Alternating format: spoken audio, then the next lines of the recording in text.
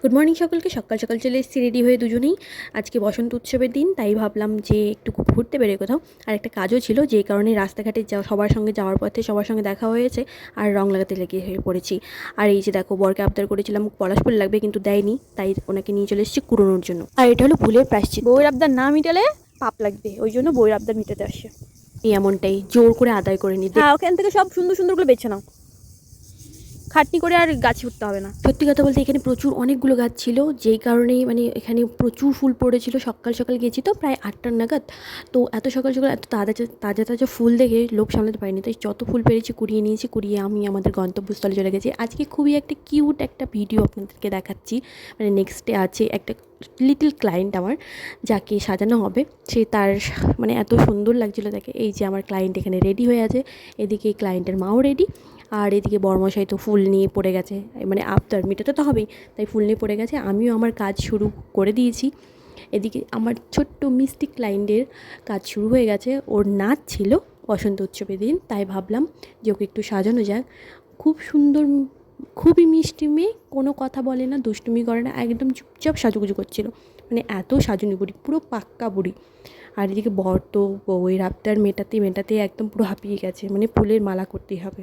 আর অনেকে হয়তো ভাবছে যে এই ছোটো বাচ্চাটাকে মেকআপ করাচ্ছে, হয়তো নিশ্চয়ই তার অনেক প্রবলেম হবে বা কোনো কিছু প্রবলেম হবে না, কারণ আমি সমস্ত কিছু যে বেবি প্রোডাক্ট হয় সেই সমস্ত কিছু দিয়ে আমি ওকে সাজিয়েছি। ওর বয়স খুব বেশি না, 4.5 বছর বয়স, কিন্তু এত কিউট লাগছিল বাচ্চাটিকে। আর বাচ্চাটি আমার ভাগ্নি, সে সত্যি খুব সাজতে ভালোবাসে, আর তাকে এত সুন্দর করে সাজিয়ে আমি নিজেও খুব খুশি হয়েছি, আর সে তো খুশি হয়ে যায়, সে প্রচুর খুশি হয়েছিল। আর এইভাবে তোমরাও যদি তোমাদের বাচ্চাদেরকে সাজাতে চাও, আমাকে অবশ্যই কমেন্ট করো, আমি জানিয়ে দেবো যে আমি কী প্রোডাক্ট ইউজ করেছি। আর এইদিকে আমিও রেডি হয়ে গেছি, কারণ বরমশাই আর সবাই মিলে, মনু ভাগ্নি সবাই মিলে আমরা যাবো বসন্ত উৎসবে। চলে এসেছি আমরা বসন্ত উৎসবে। এখানে প্রচুর লোকজন ছিল, আর ভাগ্নির নাচ ছিল। ভাগ্নি তো ভীষণ খুশি, ওর এটা প্রথম নাচ ছিল। এই যে ভাগ্নির নাচ, এত সুন্দরভাবে নাচ করছে ও। ওকে দেখে মনেই হচ্ছিল না যে ও প্রথমবার নাচ করছে এইভাবে এতজনের সামনে। খুব কিউটভাবে নাচ করছে। আমার তো ভীষণ ভালো লেগেছে, আমার তো মনে হচ্ছিলো সঙ্গে সঙ্গে চলে যায় ওর কাছে।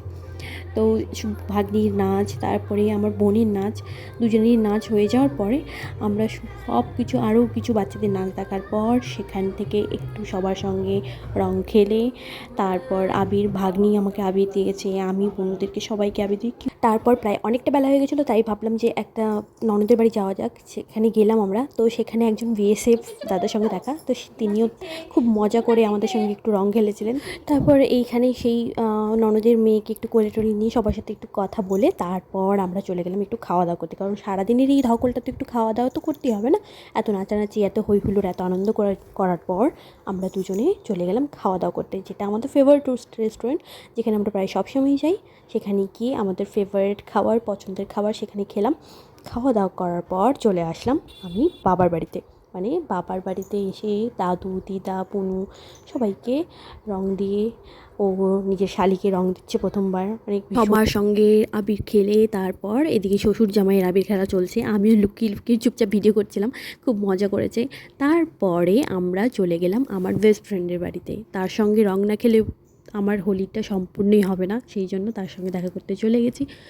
যেহেতু এটা আমাদের প্রথম হোলি ছিল বিয়ের পর, তাই অনেক মজা করেছি, সবাইকে রং দিয়েছি, অনেক কিছু করেছি। আশা করি তোমাদের হোলি খুব ভালো গেছে। আর সবাই ভালো থেকো, সুস্থ থেকো। চ্যানেলটিতে নতুন হলে সাবস্ক্রাইব করে দিও। Thank you.